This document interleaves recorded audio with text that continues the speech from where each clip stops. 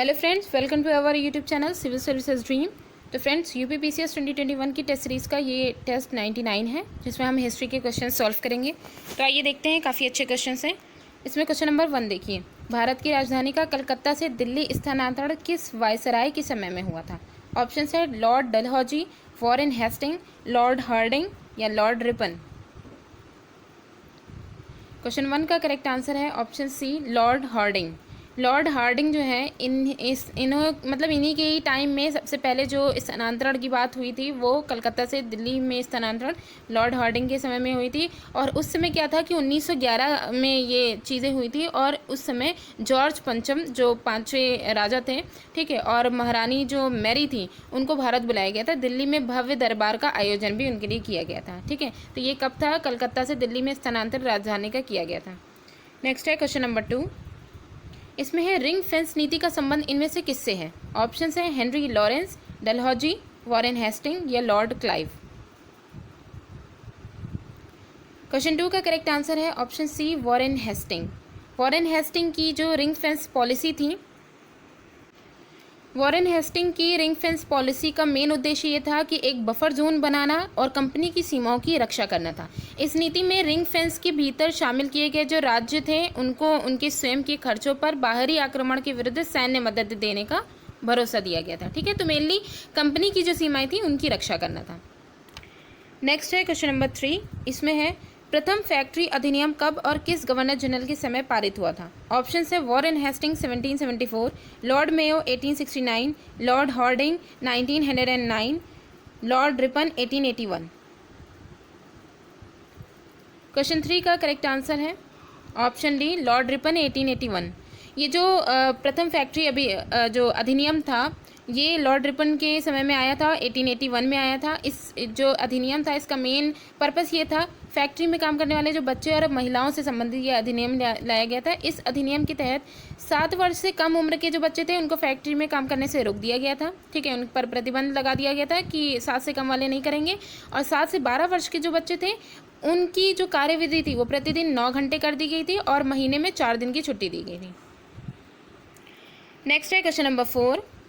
इसमें है कुशल आक्रमणेता शब्द का प्रयोग किसने किया था? ऑप्शन है एलेनबरो, JWL वाइली, अर्स्किन पेरी या PC एल्बर्ट। क्वेश्चन 4 का करेक्ट आंसर है ऑप्शन बी, JWS वाइली।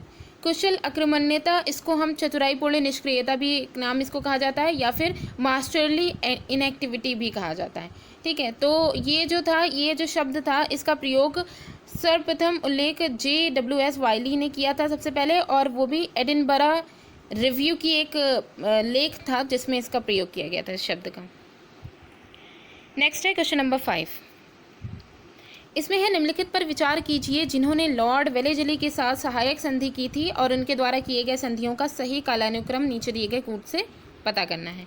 तो यहाँ पे 4 राज्य दिए गए हैं, हैदराबाद, बरार के भोसले, अवध, तंजौर। तो कूट की सहायता से हमें आंसर देना है कि सहायक संधि में कौन कौन उसके लॉर्ड वेलेजली के साथ हुए थे। तो देखिए, क्वेश्चन नंबर 5 का जो करेक्ट आंसर है वो है ऑप्शन ए, 1432। पहले वाले में इसमें हमें ये बताना है ना कि क्योंकि ये चारों ही लॉर्ड वेलेजली के साथ सहायक संधि के से जुड़े हुए थे। ठीक है, अब इनमें हमें ये कालानुक्रम इनका बताना है कि कौन कब जो है ज्वाइंट हुआ था। तो सबसे पहले हैदराबाद 1798 में, 1798 में। तो 1798 ईस्वी में जो सहायक संधि के साथ जो जुड़त है वो हैदराबाद था। उसके बाद बरार के भोसले, ठीक है, ये 1803 में, 1803 में। और फिर उसके बाद यहाँ पे हम सीक्वेंस के हिसाब से चलते हैं। ठीक है, तो उसमें पहले नंबर पे कौन था? हैदराबाद। ठीक है, इनकी टाइमिंग थी 1798। उसके बाद है 4th नंबर पे है तंजौर की जो टाइमिंग है वो 1799 है, 1799। फिर है अवध का जो है वो 1801 है। और फिर लास्ट में है बरार के भोसले, ये 1803 है। ठीक है, तो यहाँ पे मेनली एक आ गया लॉर्ड वेलेजली के साथ सहायक संधि जो की थी वो इन चारों राज्यों ने की थी। कब की थी, उनका सही कालानुक्रम ऑप्शन ए जो है उसमें दिया गया। नेक्स्ट है क्वेश्चन नंबर 6। इसमें है ठगों का उन्मूलन किसके नेतृत्व में हुआ था। ऑप्शंस है Lord Clive, captain Sleeman, Lord Minto, Alexander Burns, उपरोक्त में से कोई नहीं या उपरोक्त में से एक से अधिक। क्वेश्चन 6 का करेक्ट आंसर है option B captain Sleeman. Captain Sleeman के समय में ठगों का जो उन्मूलन था वो किया गया था। ठगों का उन्मूलन कैप्टन स्लीमैन के नेतृत्व में हुआ, वो भी 17वीं और 18वीं शताब्दी में बुंदेलखंड से विदर्भ क्षेत्र में तक, मतलब ये जो विदर्भ क्षेत्र थे वहाँ तक ठगी जो थी वो बहुत ही ज़्यादा प्रचलित थी। ठीक है, इसे समाप्त करने के लिए ब्रिटिश सरकार ने एक विशेष पुलिस दस्ता कर्नल स्लीमैन के नेतृत्व में तैयार किया और उसके बाद उन्होंने उनका मतलब इनका जो है उन्मूलन किया। ठीक है, इनकी जो ठगी का उनका पूरा जो चल रहा था उसको समाप्त किया। नेक्स्ट है क्वेश्चन नंबर 7। क्वेश्चन 7 में है बघात रियासत का ब्रिटिश में विलय कब हुआ। ऑप्शन है 1848, 1850, 1852 या 1853। क्वेश्चन 7 का करेक्ट आंसर है ऑप्शन बी 1850 में। बघात रियासत का ब्रिटिश में जो विलय हुआ वो 1850 में हुआ। इसके साथ साथ ब्रिटिश में कई सारे जो है राज्य थे, जैसे सतारा है या संभलपुर है, ठीक है, बघात है, उदयपुर है, झांसी है, नागपुर, करौली, ये सारे जो हैं वो ब्रिटिश में विलय हुए। बघात का जो विलय हुआ 1850 में हुआ। नेक्स्ट है क्वेश्चन नंबर 8। क्वेश्चन 8 में है अपने पुत्र के स्थान पर दूसरे उत्तराधिकारी को गोद लेने के अधिकार को पुनः स्थापित किया गया। ये कब किया गया? 1858 के भारत सरकार के अधिनियम ने, लॉर्ड कैनिंग ने, 1807 में सनद के जारी किए जाने से, या 1858 की साम्राज्य की घोषणा ने। क्वेश्चन नंबर 8 का करेक्ट आंसर है ऑप्शन डी 1858 की साम्राज्य की घोषणा में। ये जो 1858 की साम्राज्य की घोषणा थी, इसमें महारानी विक्टोरिया का एक उद्घोषणा पत्र आया था, जो कि 1 नवंबर 1858 को इलाहाबाद में जो दरबार हुआ था उसमें लॉर्ड कैनिंग द्वारा इसकी उद्घोषित किया गया था, इसको पढ़ा गया था। इसमें मेनली ये था कि भारतीय देशी राज्यों के प्रति जो नीति बनाई गई थी उसको भी व्यापक रूप से परिवर्तित किया गया, इसमें काफ़ी चेंज किए गए और ब्रिटिश साम्राज्य के लिए संभावित किसी संकटापन्न स्थिति से बचाव के लिए उनका प्रयोग करने हेतु उन्हें तैयार किया गया। मतलब मेनली ब्रिटिश साम्राज्य को भी जो है संकट की स्थिति से बचाना भी था। तो अब इसमें जो चीज़ जो नीतियाँ परिवर्तित की गई थी उनमें सबसे पहला था कि विजय और विलय की जो नीति थी उनका पूर्णतः परित्याग कर दिया गया। ठीक है, विजय और विलय वाली जो नीति थी उसको खत्म कर दिया गया। साथ ही साथ देशी राज्यों के शासकों को उत्तराधिकारी गोद लेने की भी अनुमति दी गई। ठीक है, नेक्स्ट है क्वेश्चन नंबर 9। इसमें है निम्न युग्मों में से कौन सा एक सही सुमेलित है। तो देखिए ऑप्शंस हैं लॉर्ड कॉर्नवालिस जो कि संबंधित है स्थायी बंदोबस्त से, लॉर्ड वेलेजली संबंधित है चतुराईपूर्ण निष्क्रियता से, लॉर्ड डलहौजी संबंधित है सहायक संधि से, लॉर्ड कैनिंग संबंधित है भारतीय राष्ट्रीय कांग्रेस की स्थापना से। तो हमें ये बताना है कि इनमें से सही सुमेलित कौन सा है। क्वेश्चन नंबर 9 का करेक्ट आंसर है option A Lord Cornwallis. Lord Cornwallis जो है ये स्थायी बंदोबस्त से संबंधित हैं। इन्होंने 1793 में स्थायी बंदोबस्त जो प्रणाली थी उसको इन्होंने लागू किया था। ठीक है, तो ये इससे संबंधित है। अब इसमें जो बाकी हैं वो सारे गलत हैं, क्योंकि देखिए लॉर्ड वेलेजली की बात की गई है कि चतुराईपूर्ण निष्क्रियता से संबंधित है, बल्कि वही कुशल आक्रमणीयता। ठीक है, ये जो नीति है वो जॉन लॉरेंस लाए थे। ठीक है, जॉन लॉरेंस, तो ये लॉरेंस के द्वारा ये लाई गई थी, तो ये इससे संबंधित नहीं है। सहायक संधि जो है यहाँ पे देखिएगा, ये सहायक संधि का बताया गया लॉर्ड डलहौजी। सहायक संधि जो है वो लॉर्ड वेलेजली से संबंधित है।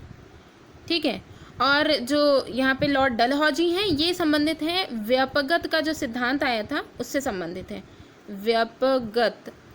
व्यापगत का सिद्धांत, लॉर्ड डलहौजी व्यापगत के सिद्धांत से संबंधित है। लॉर्ड कैनिंग यहाँ पे बताया गया है। तो मेनली जो भारतीय राष्ट्रीय कांग्रेस की जो स्थापना हुई थी वो A.O. ह्यूम ने लॉर्ड डफरिन के समय में कार्यकाल में की थी। ठीक है, तो ये भी यहाँ पे गलत है। तो करेक्ट आंसर लॉर्ड कॉर्नवालिस है। लास्ट क्वेश्चन है क्वेश्चन नंबर 10। इसमें है इल्बर्ट बिल विवाद किससे संबंधित था।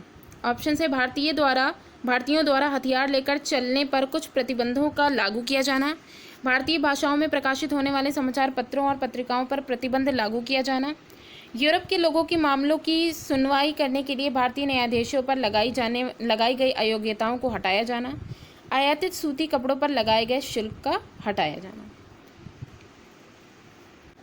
तो देखिए क्वेश्चन नंबर 10 का जो करेक्ट आंसर है वो है ऑप्शन सी, यूरोप के लोगों के मामलों की सुनवाई करने के लिए भारतीय न्यायाधीशों पर लगाई गई अयोग्यताओं को हटाया जाना।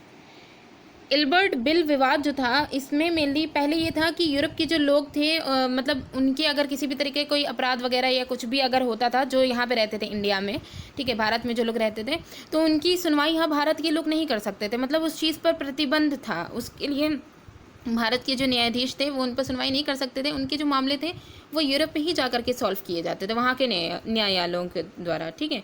जब इल्बर्ट बिल विवाद आया तो ये पहली बात तो ये आया कब था, 2 फरवरी 1883 में, ठीक है।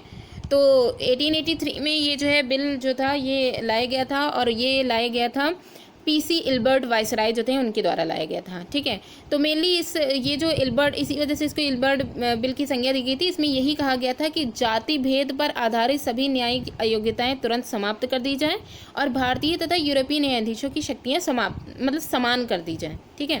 तो ये इसमें बात कही गई थी, और मेनली इस बिल के द्वारा भारतीय जो न्यायाधीश थे उनको उन मामलों पर भी सुनवाई करने का अधिकार मिल गया जिन पर यूरोपीय नागरिक भी शामिल थे। यानी जो यूरोपीय नागरिकों के द्वारा जो अपराध किए जाते थे उन पर भी वो सुनवाई कर सकते थे। हालांकि ये जब बिल आया था तो इसके बाद यूरोपीय जो नागरिक थे उनके द्वारा बहुत ही ज़्यादा जो है प्रदर्शन किए गए और बहुत ज़्यादा विवाद बढ़ गया, तो फिर ये वापस ले लिया गया था, ठीक है। तो करेक्ट आंसर ऑप्शन सी था। तो फ्रेंड्स, आज की वीडियो हमारी यहीं पे ही एंड होती है। Thanks for watching.